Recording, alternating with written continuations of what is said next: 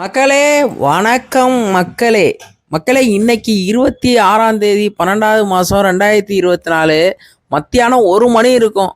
மக்களே பார்த்தீங்கன்னா 51 ஆதரவற்ற முதியோர்களுக்கு அன்னதானம் வழங்கினார்கள்.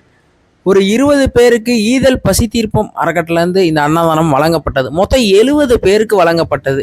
பார்த்தீங்கன்னா ஏன்னா டெய்லியும் பார்த்தீங்கன்னா 70 பேர் 80 பேர் வராங்க.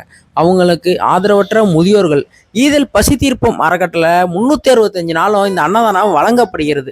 அதனால பார்த்தீங்கன்னா வயதானவங்களாம் நான் இப்போ கூட வராங்க, இல்லைன்னு சொல்ல முடியல.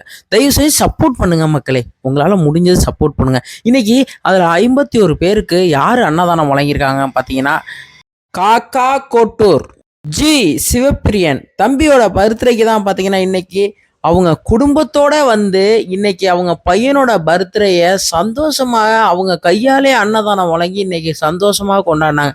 தாத்தா பாட்டி உங்களுக்கு யார் இன்னைக்கு அன்னதானம் வழங்கினாங்கன்னு சொன்னோன்னே எல்லோருமே யாருன்னு கேட்டாங்க. தம்பியோட பர்த்டேக்கு தான் அவங்க குடும்பமே இன்னைக்கு உங்க எல்லாருக்கும் அன்னதானம் வழங்க வந்திருக்காங்க அப்படின்னோட தம்பியை எல்லோரும் வாழ்த்துறாங்க. தம்பி நல்லா இருக்கணும், தம்பியோட தங்கச்சி நல்லா இருக்கணும், மொத்தம் அவங்க குடும்பமே நல்லா இருக்கணும்னு, தலைமுறையே நல்லா இருக்கணும்னு மனதார வாழ்த்துனாங்க. ஒருத்தவங்களும் நல்லா இருக்கணும், நல்லா இருக்கணும்ப்பா, பிறந்தநாள் வாழ்த்துக்கள், நீ நல்லா இருக்கணும், 100 ஆண்டு வாழ்க அப்படின்னு மனதார வாழ்த்துனாங்க. ரொம்ப சந்தோஷமா இருந்துச்சு மக்களே.